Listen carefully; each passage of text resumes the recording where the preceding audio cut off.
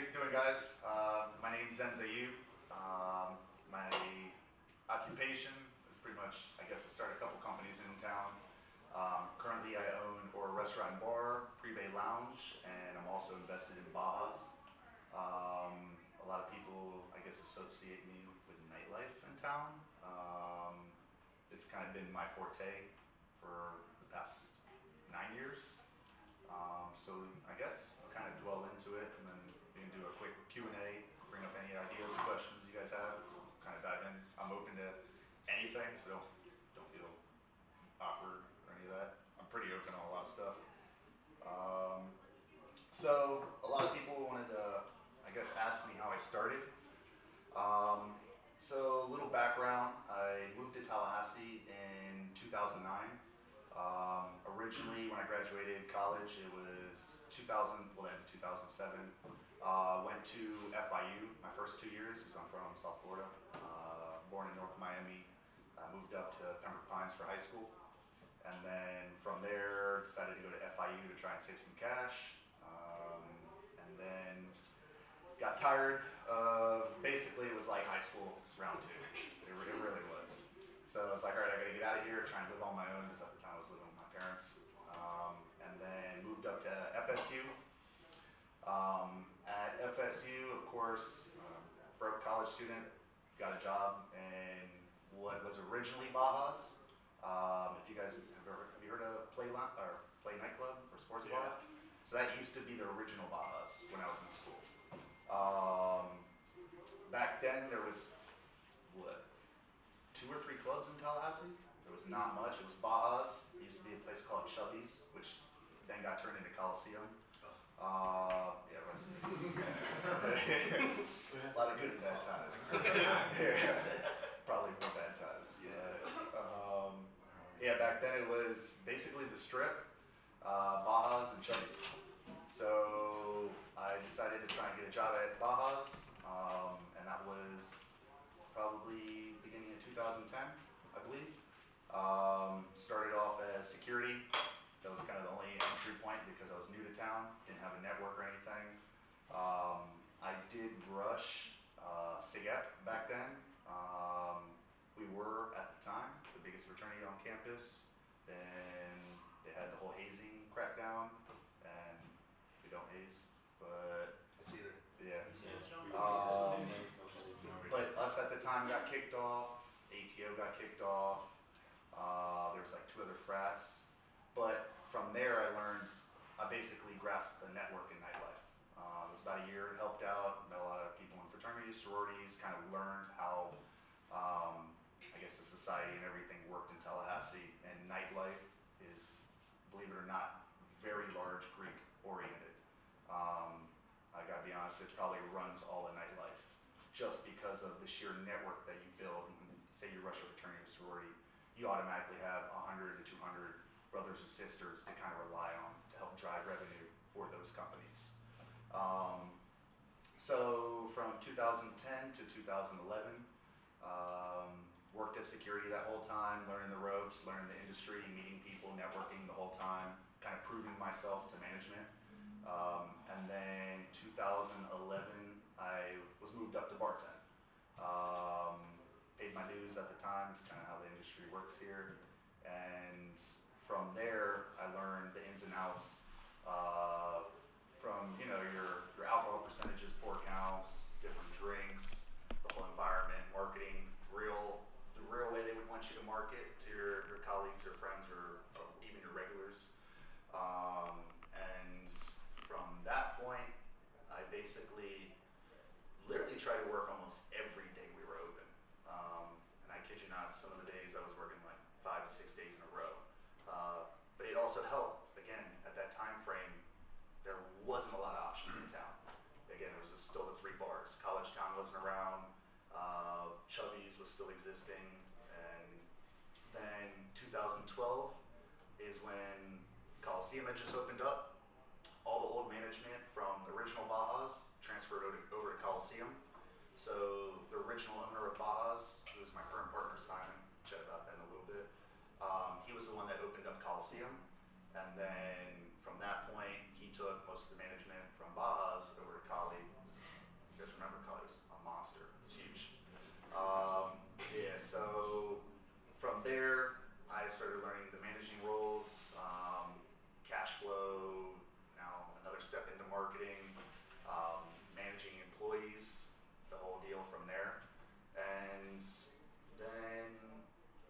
to say I did that for probably a year and a half. At that point, I forgot to mention, like 2011. So my goal was, of course, to graduate on time. Doesn't happen, especially here. But I decided to change my major because, believe it or not, I originally wanted to go to med school or PA school. Completely opposite track of what I'm doing right now. Yeah. But my last year. Oh, yeah. How'd your parents take that? From I want to be a Not doctor. good. Not good. My mom's a neonatal nurse. She's been doing that for like 30 years now. Yeah, it was a rough couple months. I'll tell you, that was, my parents honestly disowned me for a little bit. Granted, financially, they were not in a great place, of course, at the time anyway, so I was already paying most of my stuff, but I did kind of get cut off. So, yeah, they weren't happy. It's a good career move. Yeah. Yes. Doctors No, I don't know. The money they make anymore. It's, I don't know now, shit. But I'd rather run a club. Don't wish that. But yeah, so 2011 I decided to change my major. And it was still bio, but I changed it to human sciences here so I can go to the PA track. And that's where I started doing my shadowing hours, and that's where I learned basically I hated working in a hospital. Man, I could not deal with it. So that's where I stuck in Tallahassee after graduating in 2012 because I had to take that extra year, which was kind of a waste. But that was a little bit of the background. I forgot to skip on. But 2013 is where I took over the bar manager role with Baja's. Still bartending a little bit at Coliseum, because of course, again, I'm working all the time. I'm in that transition phase of trying to figure out what I'm doing in my life, because I really knew at that point there was no way I was going into the medical industry. So end of 2013, I want to say, let's just say beginning of 14, that range. The owner at the time, Simon, he basically gave me a shot to manage Baja's. So I kept putting it in his ear. I'm like, I can handle this, I can handle this. At that time, Baja's was also really falling off because there was all the new introductions in the market. You had Coliseum, that was an animal. You had the Strip, which just changed over owners at the time. So how the Strip is now, there used to be 2 owners in there, now it's just 1 guy. So they revamped the Strip. Then College Town was just coming into the picture, I believe. And that definitely took a big hit on the nightlife market with Matzo. Back then it was Cantina, and then it was a sushi place. Huh? Moda. Moda wasn't around back then. Yeah, it was in a sushi place before Moda, and then yeah, Moda went out too. But Recess was brand new, so they were taking a large part of the market. So Baja started to kind of fall off. So of course it was affecting my income.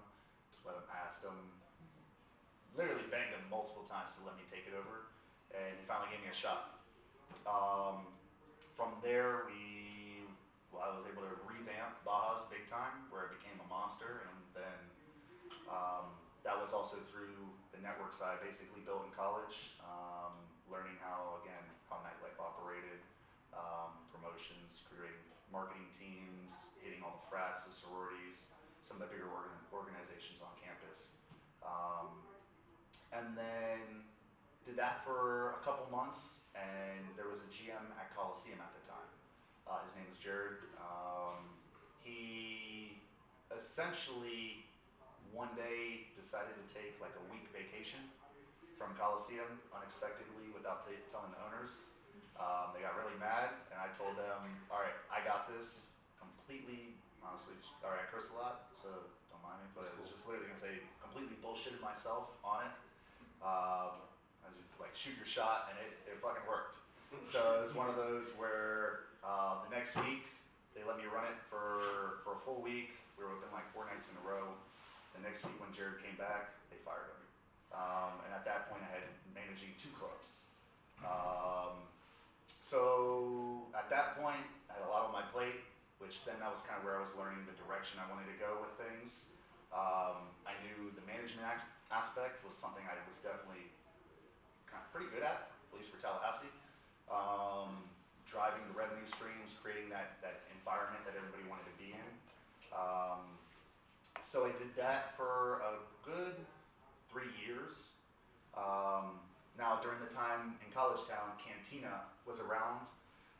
They went out of business. They had a massive lawsuit. Unfortunately, a girl died in a car accident. I don't know if you guys ever heard of that. That was right when they built that little roundabout. Do you see in College Town the roundabout with the arrow thing? The glass. Yeah. Yeah. 2 drunk girls drove like 80 miles an hour right into it. Yeah. Oh my god. The problem was that they were drinking at Cantina, and they got like really blacked out. They were underage, not even a fake ID. So Cantina got sued and went out of business. At the time, I was making a lot of money. I was making a stupid amount of money. I didn't know what to do with it.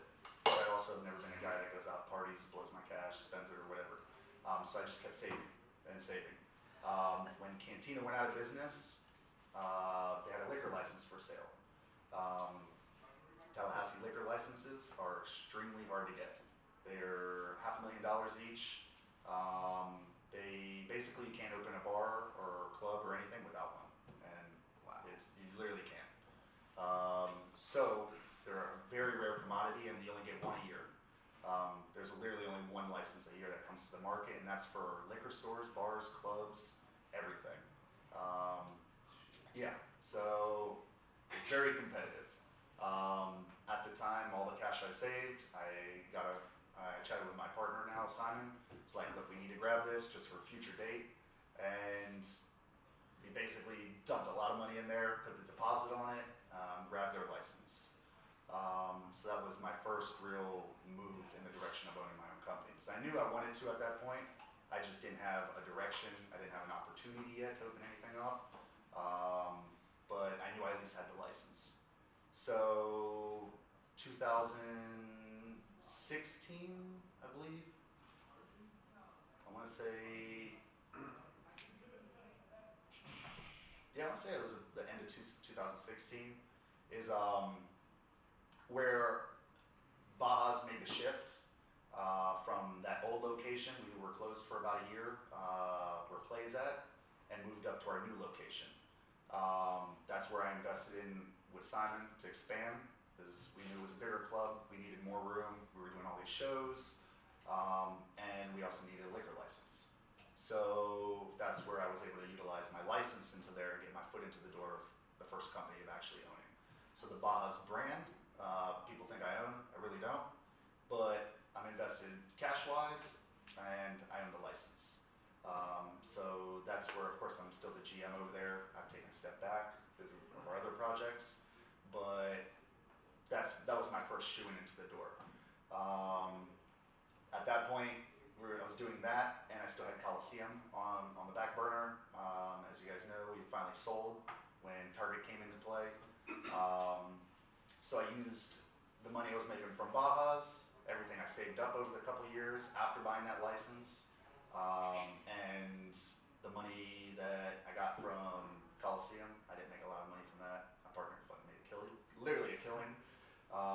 But I took that, and that's where we made the move downtown and bought the property for Aura and Privé, which at the time was Tequila Tribe and 215.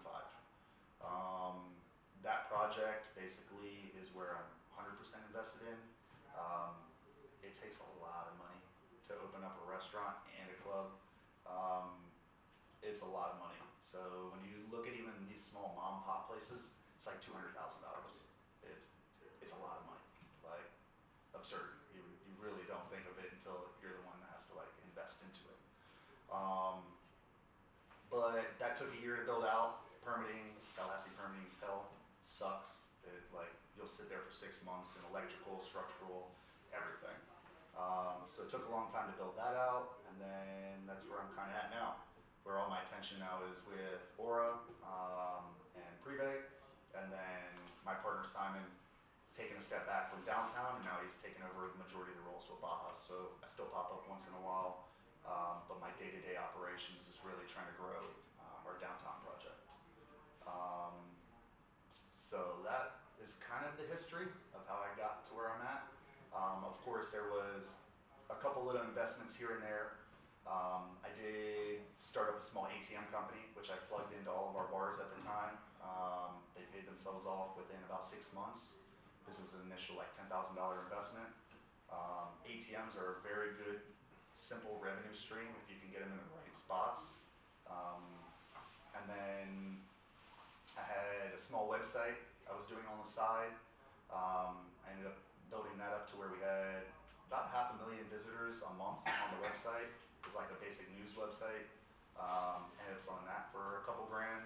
Not a lot of money, but it's still little things on the side I was looking at trying to drive additional revenue. And then I was stock trading for probably about a year. I was doing that, basically waking up at 6 a.m. for a couple, I want to say it was like 8-9 months. But that was my, if I had any real failures, I would say that would be probably my failure in anything, because I was messing with a lot of money. I basically was learning off of tutorials, chatting with my friends that were doing it. A lot of them were doing like Forex and stuff. I was dealing with a lot smaller stocks, but they're a lot more volatile. And there was days where you make like $5,000, $10,000, and there's days where you lose $5,000, $10,000. I was kind of inexperienced, I'll be honest. Still am, because these guys that do it are trading like millions of dollars. I was trading like $30,000, $40,000 at a time. But it was one of those where I think in the end I probably lost like $15,000 in it. So that was my real failure. I would say I've kind of learned from it. That's not something I really dedicated enough time to. There's a lot of money to be made in there, because there's days you're just like, man, this is racking up. But then it's also very stressful. So you got to have like the composure to understand, get out at some point. Sometimes you just see it keep going up, and you're like, all right, I'm staying in, making this cash, and then you can lose it all, like literally 30 seconds later. That would be probably to date. I don't think I'm successful by any means yet. I really don't think so. I think that would be the mentality of a lot of people that are kind of in my current position, because you're always kind of striving for more. Like literally, there's been financial opportunities that I've missed, I would say, or I didn't capitalize on the time. You guys are all familiar with bail, pretty sure? Yeah. I funded bail. So Sonny's my boy. He actually rents a room for my house when he's in town. I don't know if you guys know Sonny. He's the owner of Vail. Back when it was like, I think it was called Fit Fuel, when we were in college, I funded him for that. Gave him like his first $5,000 as a loan, and he kicked his partners out because he bought them all out, rebranded it, and that became Vail. He was doing meal deliveries, and then before he opened up his first brick and mortar, I gave him like, I think it was like $30,000 as a loan with a very high interest rate. But he was like one of my really good friends. I wouldn't do that for anybody else, honestly, at this point. It was kind of dumb at the time, because that's a lot of money to play with. But I was going to buy in, and that was also a missed opportunity that I kind of learned from. But if I did buy in, I also wouldn't be where I'm at right now, because that would have took all my time. I would have literally focused on everything on there. So you always got to kind of look at the pros and cons, because there's kind of a reason where you ended up at. Opportunity cost. Huh? Like an opportunity Yeah, cost. pretty much. It was one of those, if I was going to dedicate my life to Vail, or wait it out and kind of figure out exactly what I really wanted to do. Because I wasn't passionate about it. I looked at it as something that I can grow and kind of make a lot of money from, hopefully down the road. Sonny right now is on location number 5 or 6, but he's not making money from it. He's also looking long term like I am. He's looking 10 years down the road, where you sell the company for $50 million for a bigger buyout, something like that. But you literally don't make anything for a long time. So that's the mentality he had. At that time, I was looking for something that was actually going to pay out. So that's where we did go in that direction. So that would also, I would say, I don't consider that a failure, but that is a missed opportunity that I did have. Kind of winging this, so I'm just going to go off a couple notes. A lot of people ask what got me in entrepreneurship. I kind of think I always had that same mindset. Like when I was a little kid, I went want to say it was in middle school. I had to cut the grass all the time. So I took one day my dad's lawnmower and I got my neighbor, his name was Paul. We used to literally just go door to door and like charge like $40 to mow everybody's lawns. And at one point we literally had like 8-10 houses we would do every 2 weeks. And as in middle school, that was like a lot of money to us. So we're out there grinding up until I remember he used a weed whacker and was wearing sandals one day. And like, no, he didn't cut it. But he did nick his foot. His dad was like, "No, you're done. You can't do this anymore." So that was the end of our company. Yeah, that was. I remember that. So I want to say I've kind of always had that mindset. I also hate working for people. You guys, I guess if you're even in this building, you probably feel the same way to a degree. Not necessarily that you feel like you're smarter than everybody else, but you hate doing it their way, or you think there's a better way to do it. I also got to the point where I was dealing with real money, like especially real money. No joke, Coliseum's not around anymore, but I was probably dealing with like $100,000 cash a week in my hands. Like literally a stupid amount of fucking money. Yeah, it was crazy. So you really start to see like the money, that the potential that's out there, that I definitely didn't want to work for somebody where that could potentially be me. If I'm making them all this cash, like I want it. I literally want it. So you have to like go out and take the risk on yourself to be able to make it to that point. Literally nobody else is gonna honestly, from what I've learned where I'm at, nobody's gonna take a risk on you. I gotta be honest. Banks won't, sucks. It's hard for me to even get loans on some stuff because they want like 2 years tax returns from your companies. They want, a lot of the banks now literally want you to put a secured loan up, something where it's an asset for them to take in case you don't make a certain payment. Rates are a little bit better currently, but they were astronomical at the time. It's tough, like especially startups. I know you have your pitch, but going to a bank, they're not going to give you nothing.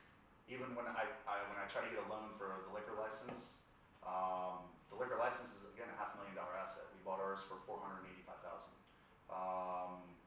The bank would not give me a loan at the time, and I was putting down $150 grand in my own cash.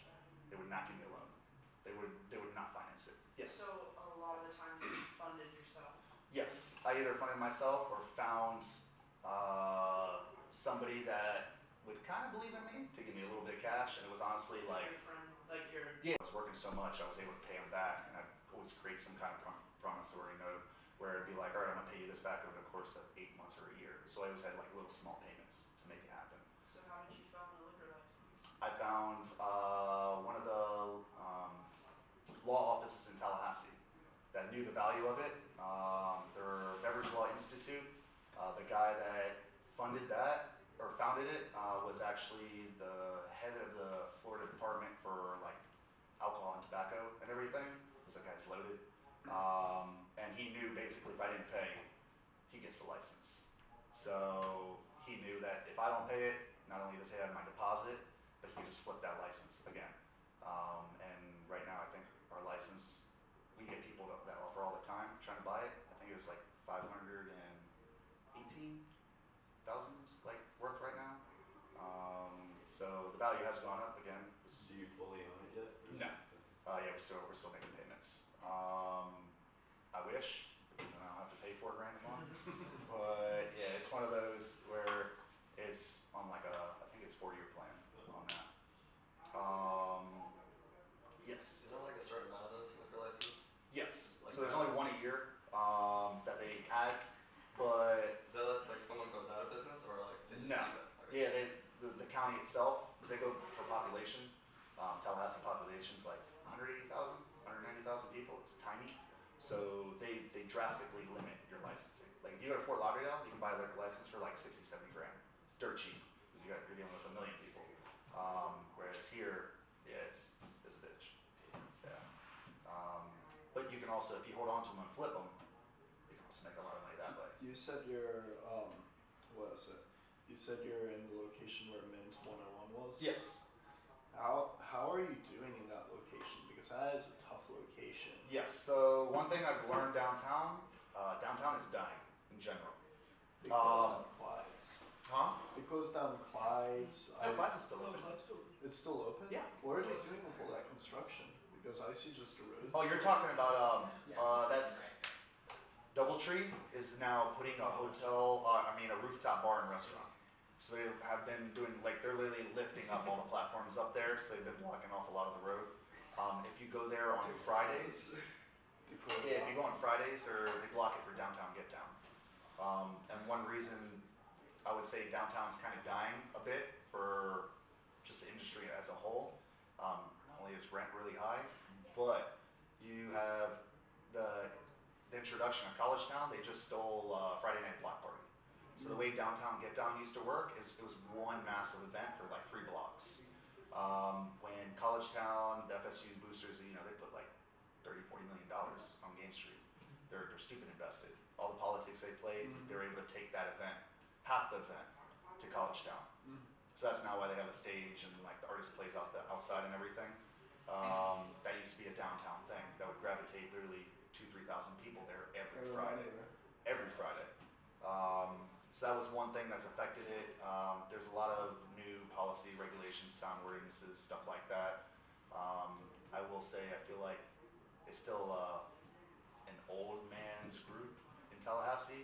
So their mentality on growing and a lot of stuff is very limited. Like I deal with it all the time with people in Claymont Plaza. But what do you think about John Daly? He got elected and he seems more pro-business. I don't really get into politics at all. Like, Not John Daly. I was like, what? Yeah, I don't get into politics at all, so I don't even know where he stands. Because I know him personally, and probably maybe you and a couple other business owners could maybe make a case to him and try and see if you can cut down on regulations. And something to chat about like that. Yeah, I just don't know at all. And it also comes down, there's 3 different boards on downtown. It's not even like something that's on like the city board when they vote. You have like the Claymont Plaza board, you have the Downtown Improvement Authority, and there's another one that kind of make all those stupid policies there. So he wouldn't be able to push it all through. He might. I haven't met the guy or chatted with him, so it might be something. You should consider joining maybe like the Tiger Bay Club, because that's where all the political people in Tallahassee, the political elites meet. And if you can get yourself in there, that's definitely who you can talk to, because most of the people that run the city. I'll look into it. I've never even heard of it. Oh, I guess I'll hop to you after. Yeah.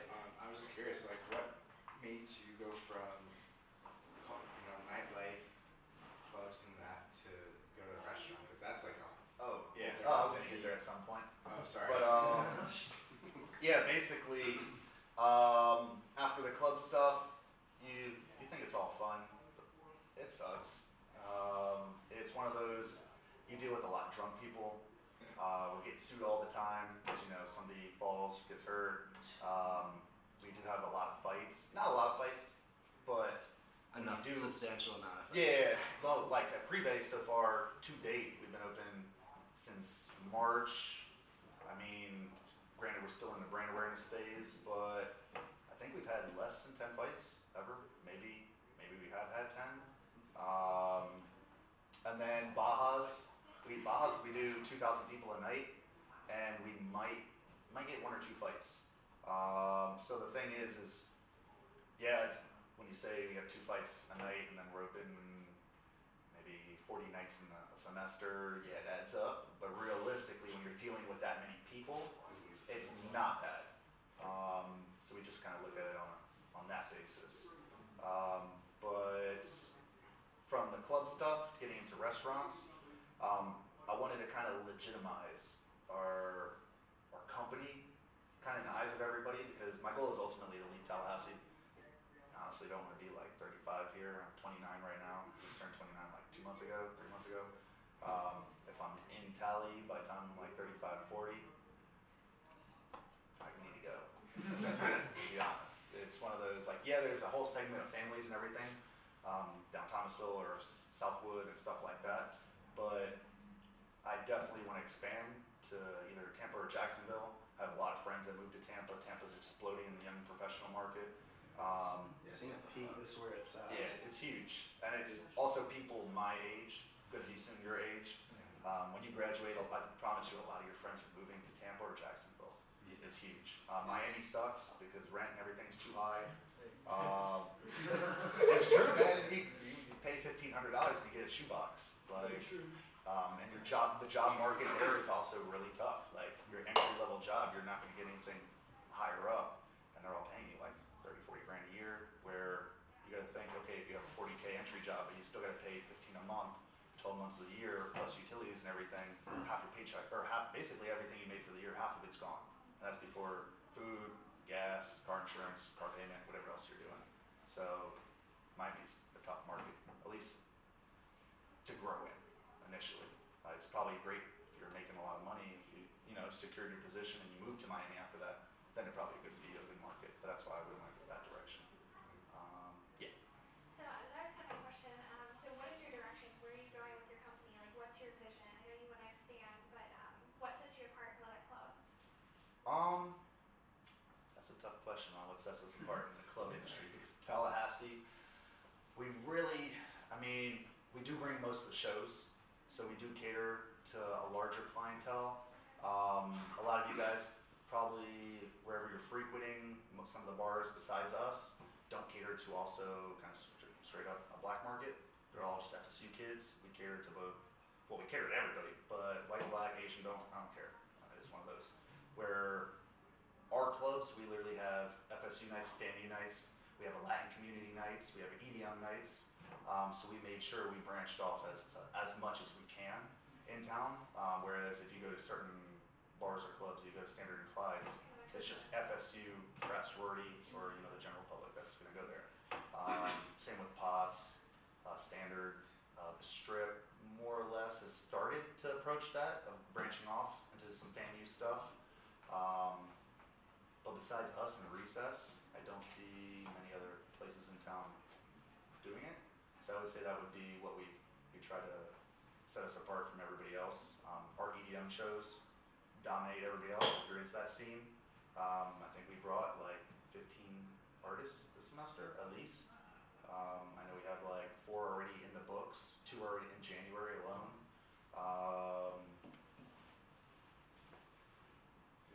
Are you trying to like take over any other cities' nightlife?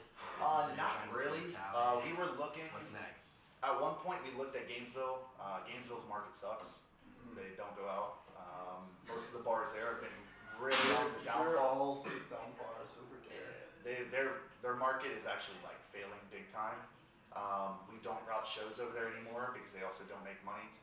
If you ever notice, all of our shows are in Tallahassee, then they go to Tampa, then they go to Orlando or Miami. That's because since we did try to capture the whole market, we now partner with Disco Donnie. They're the ones that literally fund all the major festivals. You have Disco Donnie and there's one other company. They basically own all the festivals in the U.S. So we partnered with Disco Donnie, and that's where we basically are trying to use that to expand to Tampa. That was kind of our idea on the key on there.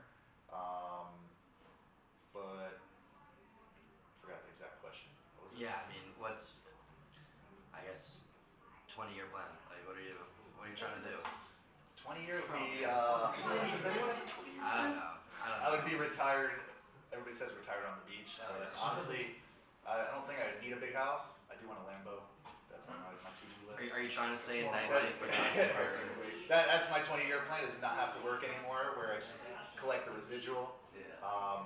Or maybe I grow everything big enough where I just sell it all off and don't have to even worry about it. Because that is a very viable option nowadays, where you have these major companies that just come in and buy up everything. You just take a fat paycheck.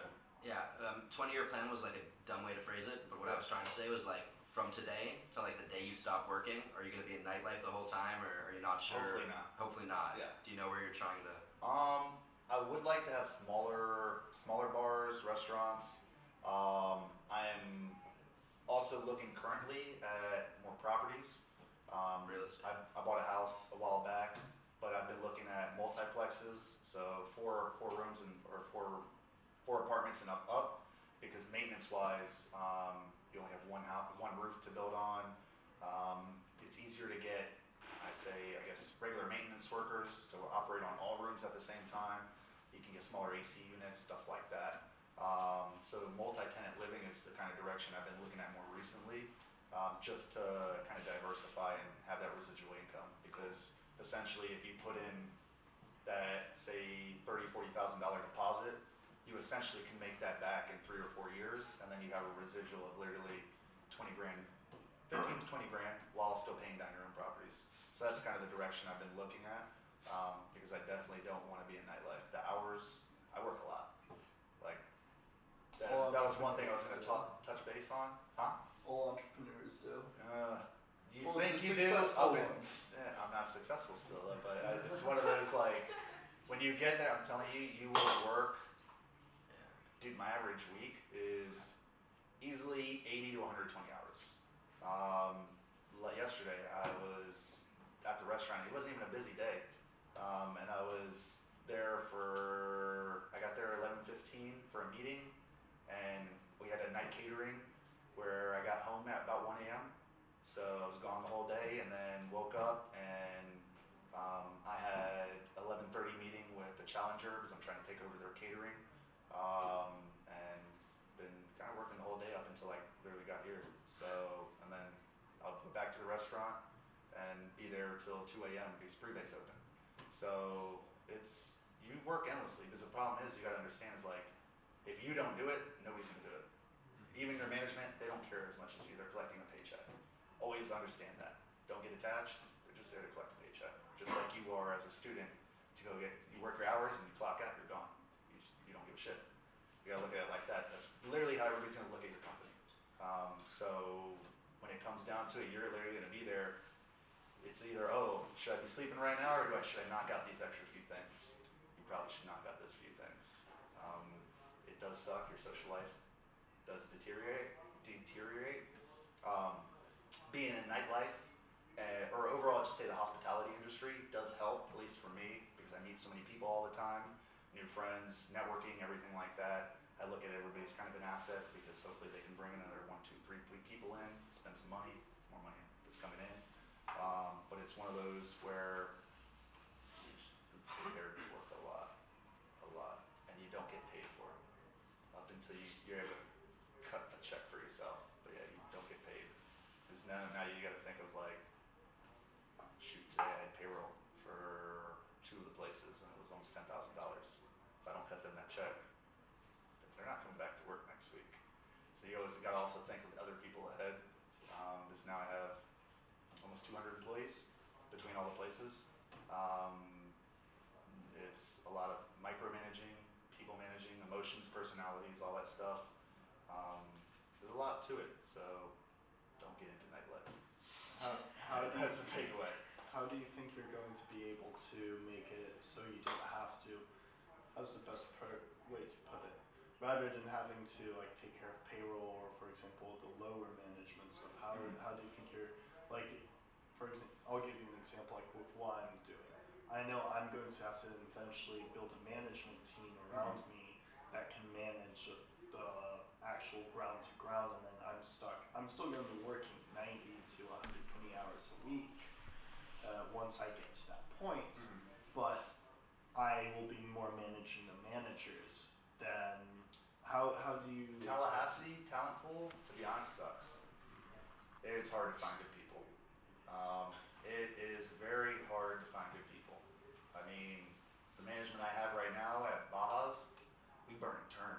Like, man, I think I fired 50 to 70 security employees alone this semester. So security managers, I think we fired 3 guys this semester alone. Security management, just security management. That's insane. So when it gets to those higher positions, hell, my whole bar manager team, like a year and a half ago, there was 4 of them. I fired them all. They caught them stealing. So it's one of those, like, even if you think they're good, at least Tallahassee, it's hard. It's hard to find good. My dad has that same problem with his employees. It's one of those where, as I was mentioning, they're not going to nobody's ever going to care as much as you, and because it's your money involved. It's like, if you look at it, either your reputation, your money, your livelihood, whatever you're doing it for, that's what you care about. They don't care at all. So you got to make sure that you're essentially in the ground stages, that you're on top of it all. I literally look at payroll every single day. Our literally sales to labor costs, how much product's going out on the day, what our invoices are when we're buying alcohol, food, everything like that. Still gotta look at rent, utilities, all the stuff that's going on. If they're leaving the lights on all the whole time, like that shit needs to go off. It's like every little thing that you're gonna have to look at up until your revenue stream is significantly higher, where you don't have to nitpick as much. You still want them, but when you have those multiple revenue streams come in, say from the restaurant, we have our daily diners, lunch, dinner, everything like that. We have our Uber Eats, Bite Squad. We have our catering revenue stream. We're doing our private party revenue stream. Until you get all of that honed in and the brand is there, built, where you don't even have to reach out. They just call you. You're gonna have to kind of nitpick and be there doing every little thing. Like I still even catch my managers sitting on the clock a lot of the times and just shooting them all a message today like, all right, there's no more manager day. You guys are doing this during your normal shift, because that $60 a week that I have to pay for them just sitting there, now you multiply that out over 25 weeks of payroll. That's like, what does it say, $50? 25 weeks, that's $1,250 that I have to pay out a year. And it's not $1,200, isn't that too much? But that's another $1,200, well, in the scheme of business. But that could have been like a whole invoice of alcohol for one of our weeks. It's Or min-maxing. huh? It's like in the way of min-maxing. Yeah, it's one of those Snowball effect. yeah, you're gonna have to look at everything. That's why I was telling you the straws. Yeah. Like the little bits, like that cent adds up so fast across everything that you look at it and you're like, all right, well, I'm saving $4,000 a year on daily paper products. It's as a whole, not just straws. But because I strong armed them because we're buying so much, and I was like, look, you need to cut these down, and then you got to think that $4,000 that I'm saving, I'm still dishing out, paying other shit. So, because I'm still not cutting myself a check. It's just one of those like, you're gonna have to be in the day-to-day operations until you can find somebody reliable, and then you're gonna have to pay them pretty good, and that also sucks. Because early phases, your cash flow is literally everything. And a lot of you guys will learn that cash flow is literally everything when it comes to your business. It can make or break you in literally like 1 week. You can probably lose everything. So, you have a question? Or? Yeah, well, I was just trying to say, Oh, go ahead. a lot of us in here are hopefully going to be entrepreneurs someday. So Yeah. like, what are some just like basic advice that you would give? I would say find a good core group of people that are more ambitious than you. Not as ambitious. You're gonna have to find people that honestly want more than you, or probably gonna outwork you. Because that's where, like me and Sonny, we kind of fed off of each other. Like there's days where we're sitting like it's 12 a.m. Like we just got home from work. He's sitting on there on his desk, like working on graphics and marketing shit, or menu items, and I'm on my computer, like loading up. Or just I use like Hootsuite for automating a lot of our marketing stuff, pictures, posts, anything like that. And I'm cracked out on cups of coffee, just sitting there like, for the next hour. Yeah, not real crack, but sitting there on my computer, yeah, sitting there like, and then you realize it's like 3 a.m. We're like, what the hell? What time? Everything flew by. But that's because you surround yourself with people that are trying to be, honestly, I'm gonna say straight up better than you. Like they want to be more successful. If you kind of surround yourself with people that are not ambitious, it will bring you down. That laziness does transfer. I've experienced it multiple times. There's some weeks where even I have some downtime. Like beginning of summer sucks. And I remember at one point I got kind of caught up with one of my other friends where it was always going to the beach every day. I'm like, yeah, all right. A couple of days in, I'm like, what am I doing with myself? All right, I got to get back on track. And not saying that anything's wrong with that, but for the time, for where I'm at in my life right now, I have to be very dedicated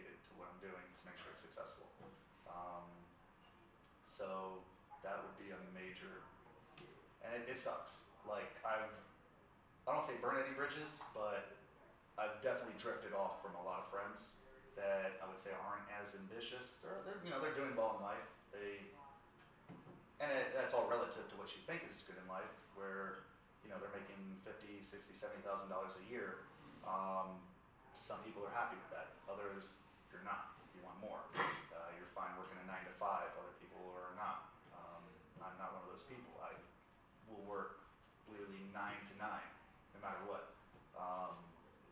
It's just definitely find that core of people. And don't get jealous. That's one thing I would say. If somebody's doing better than you, I would always try and support them. Trust me. Down the road, especially, there's been moments. I'll say I've been jealous of a couple of my friends. One of my friends started up a medical device company. I'm like, you motherfucker. Dude's a fucking millionaire, and he was literally a millionaire by 25. Bought a Ferrari. Like, he went to FSU with me, sat in the same fucking classes. I got over that. I guess that's also kind of a growing phase, because I still keep in touch with him and kind of learn off of what he did to grow or scale his company. But yeah, it's little things to learn. It's kind of tough now until it actually happens to you. Let me see what else I had on here. Let's see. Depending on your idea of your companies or what you're trying to do or startup, definitely think long term. Always think long term. The fast cash is nice, but similar to my stock trading thing, can burn up real quick, can bite you. Your goal should be, if you're trying to retire early, is multiple revenue streams. My ATM company makes me like an extra maybe 12 grand a year, 14 grand a year. It's not a lot, but I do nothing. I literally do nothing. I show up once every 2 weeks, restock it. I do it myself. I literally just walk in, keys, code, put the cash in, tell how much money's in there, and direct deposits into my account every month. So that was a good revenue stream. At one point, I leveraged my GM positions at Collegiate and Bajas. I lived free for 2 years at the Forum. I basically got them to give me a free 2-2 apartment for 2 years and pay me 20 grand a year to do their marketing. So leverage yourself, because that's how I bought my house. I literally took the money I saved. I think you're saving like $8,000, $10,000 a year by not paying rent, and I'll get paid 20K for doing nothing, just automating everything. You live at the Forum? Yeah. Yeah, there's new management. Doing a few tactics. There's when Greystar sold it. Greystar was the original company. They sold it. So, but the old property manager leveraged her really well on that. That's so. Yeah. You on the system. Yeah, I basically was giving them like a free VIP table at Collie once a month. Supplied them with some food and alcohol for their parties. On my end, really didn't cost me much, and I literally had a free apartment, cable, utilities, everything. And then I took that one room that I had and rented it out to my friend. I was about to say, you better have done that. Yeah, I did. That's awesome. So I would also tell you to leverage your position on whatever you're doing. Pitch it. Shoot. I'm talking about you can. All right. One thing I've learned also is you can throw out stupid numbers and people buy in. I'm not actually lying to you guys on any of the numbers I was actually dealing with, but like the sorority I just booked for a catering. Yeah. Like the sorority I booked for a catering this weekend. I just charged them. It was originally $3,800 plus they wanted to upgrade, so it was another. So we're at $4,650 for an event with food. And I was like, look, you're getting premium stuff. Like we're gonna make sure we got the DJ, the whole event. You're not gonna be able to get this anywhere else. They had no idea. Just cut me a check. There is stuff where I'll tell you, even like Sonny, when we chat, we just joke around because he started his own, again, multiple revenue streams. Started his own like media company. It's not even legit. There's no actual like paperwork. He just tells everybody he filed a new media company. And no joke, he's getting like video gigs, marketing gigs, all this that he just puts through his own people. that are already doing his stuff, and he makes like an extra $1,000, $2,000 a month from nothing. Just because he threw it out one day, hey, it's $2,000 for this video. You want it or no? And they're like, yep, cut a check, that's it. And just we're dumbfounded. So definitely try and like talk the talk, act like it is, because the worst that can happen is they're gonna shut you down. You lose nothing. There's a lot of money out there that people don't know what to do with.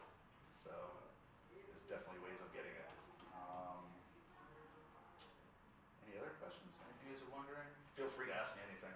Why'd you start the FSU class of 20, whatever pages? Oh, the pages? Alright, two things. So I started them originally as a way to capture the market on promotions. So back then, there was us, there was a company, you guys probably heard Top Tier, and then back then there was Nightlife or some shit. They're the ones that were involved in Moto, and you were talking about it.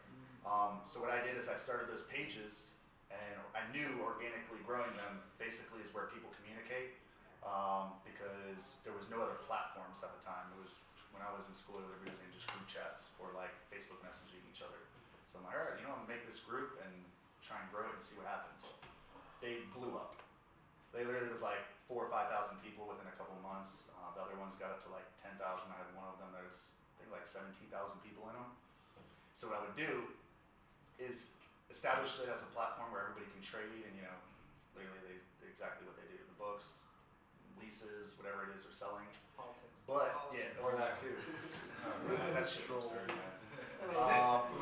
But what I did to benefit the clubs at the time, which I stepped away from because we rebranded and reestablished a lot of our marketing stuff, but that was the only way I knew at the time, or what I was trying to reach out and do. I blocked all our competition.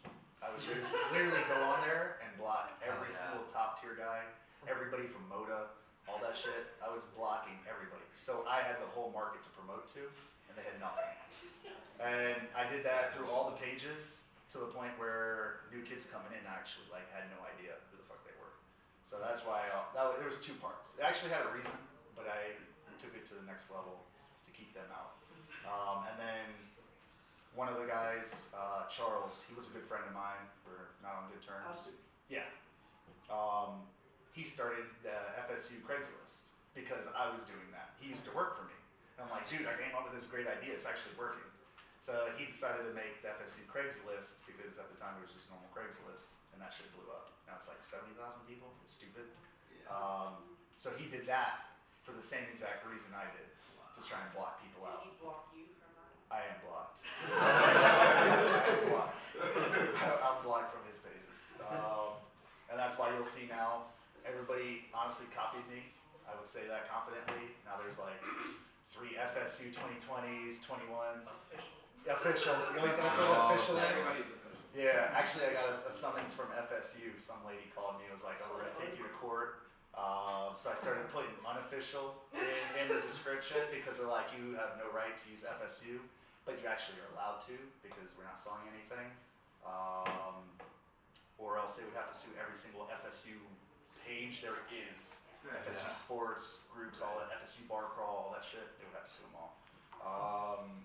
So the lady stopped bugging me after I gave her that, because I remember I talked to my lawyer and I'm like, is this real? I literally had a summons. But that's FSU page stuff. That's the history behind it. What is it now? Like I see Top Tier post on there now. They post on their own, because they created theirs. I just have 2. Yeah, you have 2. It's not the original. I just have multiple. Yeah, that's what I was saying, is everybody started doing it. So now you have a top tier one, you have Charles that does his, plus the pages I created. We'll just report to admin if we see any suspicious. Yeah. activity going on. I'm pretty quick. Granted, I have all of our staff always basically tag me or post or send it to me instantly. And then I'll kind of, when I get around to it, just block them. And then I don't have to worry about it. But Facebook has a good feature now where if you block somebody, it'll block them from all the pages you manage. So I only have to push it once and they're gone from everything. That you go to the Panda approved post something, but Nah, I don't I don't get do it. that. Posted that. Nah, I don't have time to Nah, accept yeah. everybody's. I just let it freely go. Yeah. There's probably a bunch of trash on there right now. Yeah. I haven't looked. Like, yeah, when it got out of hand with the politics shit, I had a lot of messages, and it was absurd. There are some people that are really being like assholes. Yeah. Like sending some messed up shit, and that's where I got to the point where it's like, all right, this can actually lead to something, and kind of lay it down. But that's the FSU pages. What's the craziest thing you've ever seen in nightlife in Tallahassee? I don't know if I can tell you that. Okay, what's the craziest story you can tell? You see a lot of fucked up stuff in nightlife. I have videos on my phone of stuff that just gets sent to me that I'm like, this really happened in the club. A lot of sexual stuff. Yep. A lot of sketchy stuff. You see a lot of stuff in nightlife that, like, no offense, ladies, I would not want to have a daughter. Stuff I've seen in the club that they're doing, or some of what people get away with. I don't know if the straws. They're not even drunk when they come in, and they're doing some stuff. God, I don't even know if I can really tell you guys without this getting out. This is terrible. It's why FSU is the greatest party school in the United States of America. I'm telling you, nightlife, you'll see some stuff that will blow you away, where you just don't. You're like, who lets you? Where do you even think this is okay? It's like the Wild West is like what they used to call it in Miami. Do you think there's a push to make it more corporate, or is it still just crazy? I'd say nightlife has calmed down a lot. Especially in the college sector. It's calmed down a lot. Well, Matt has cracked down on the underage drinking. Well, yeah, FSU and Tallahassee Police Department as a whole has cracked down, just due to, I guess, the sheer amount of people that are getting hurt from being drunk. The problem is there's also, everybody knows that there's a lot of fake IDs. I'm talking about, of probably,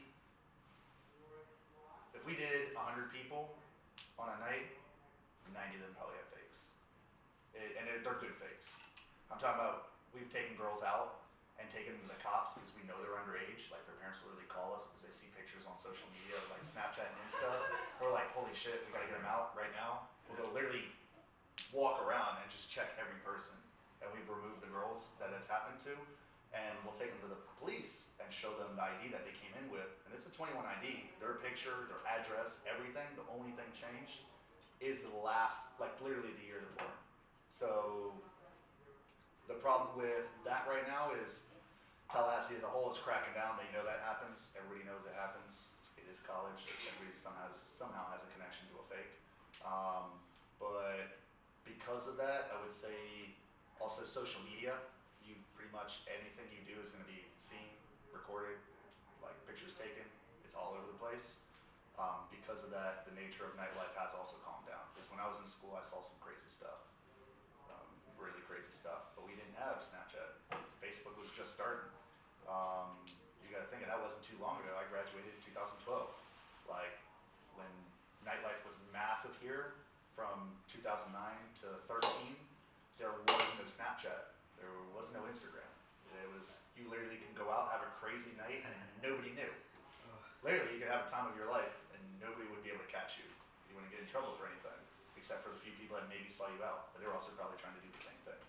So it was one of those, like, nightlife is definitely calmed down from what it used to be. Just from personal experience. But I still say there's a lot of crazy stuff you'll see. Yeah, it's kind of grimy. Anything else you guys wonder? What's the parent company? Because you said our company whenever you were talking about Southeastern, we can just go with SHMC, but it's Southeastern Hospitality Management Corp. That's the one that owns Prevay, Bora. Baja's is under its own company just due to keeping your assets kind of secure. Yeah. Because, you know, if something goes down, we don't want to take everything down. But yeah, that's the parent company. So always create a LLC or S Corp or whatever you're going to do, just to protect yourself from other stuff. And if you have multiple ventures, definitely create multiple companies. It's $125 each time. You got to pay a renewal fee every year after you file your taxes or whatever. Yeah. Is everybody here, I guess, trying to start your own companies, startups, investing, whatever you're doing?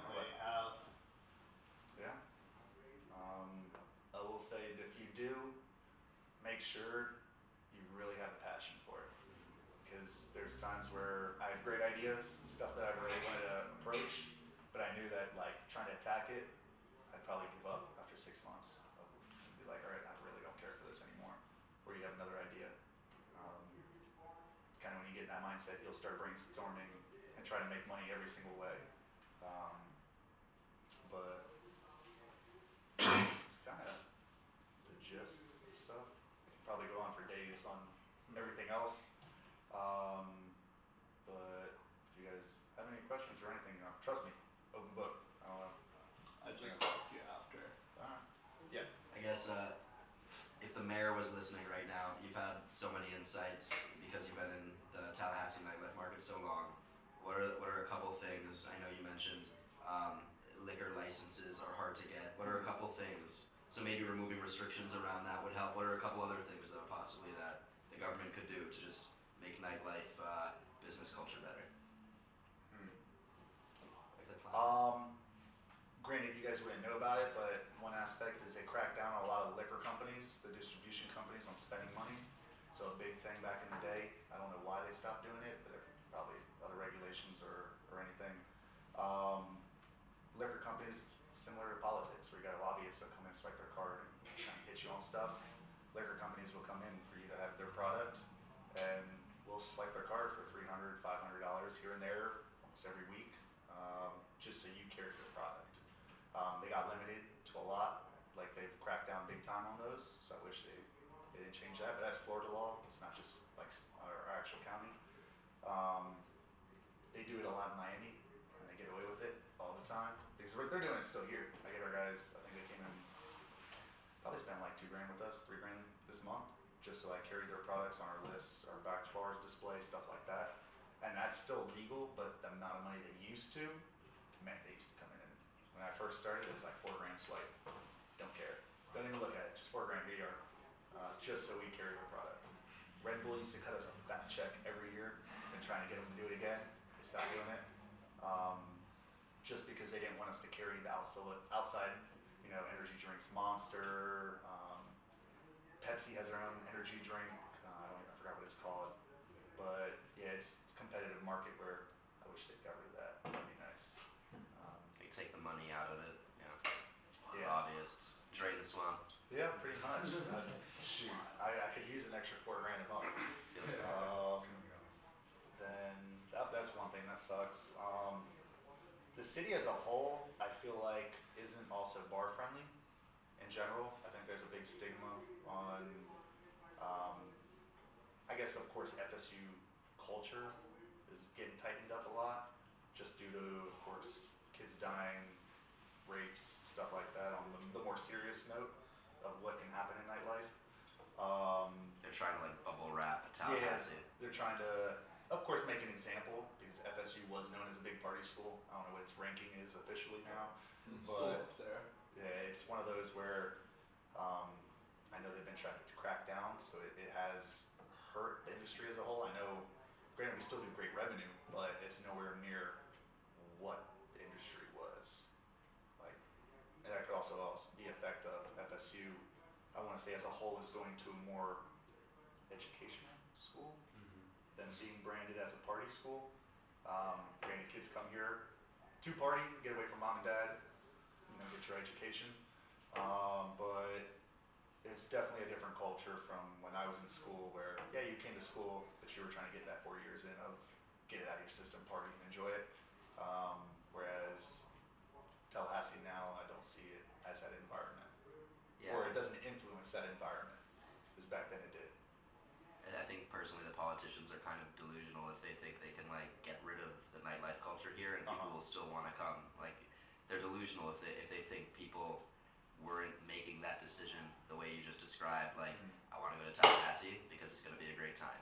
Yeah, that was the thought process. You want your 4 years to let loose, grow up, experience. I guess party, date a lot, of course, learn, get your degree. Like a lot of the people that do come here want to try and get away and kind of grow themselves. And I will say, moving away from mom and dad is a good way to grow and learn, because you are going to mess up, make your mistakes, stuff like that. But there's only one way to do it, and it's kind of you learn. You You have to go out and do it yourself and see. But even if they're in any other city, they'd still be kind of running into their own nightlife issues, of course. Tampa's had their own issues on sound noises, ordinances. Miami, the downtown districts running into the same thing with like space and all them on sound ordinances. But people moving into the area already knows that it's like. Yeah, but nightlife isn't the problem; it's the scapegoat. Well, yeah. I guess you would say the people involved, the people going out. Yeah. They closed down where I grew up. They closed down all of the bars except for one, and they have constant police at that bar. And the kids, instead of going to the bars, they used to be able to get underage all the time. But now they go jump off bridges, get drunk under the bridge, because we'd be famous that we'd go bridge jumping. That's the big thing to do. So they'd get high and get drunk and then hit their heads on rocks. Because there are no bridges here in We didn't do that. I'll tell you that when I was in school. Yeah, it's a change. There's always everything's gonna go through its seasons. So I guess we'll see where we're at in like 3 years, 4 years. I was gonna ask, you ever see like that nightlife culture coming back to like where it was back in the day? Like you were saying. Honestly, no. No.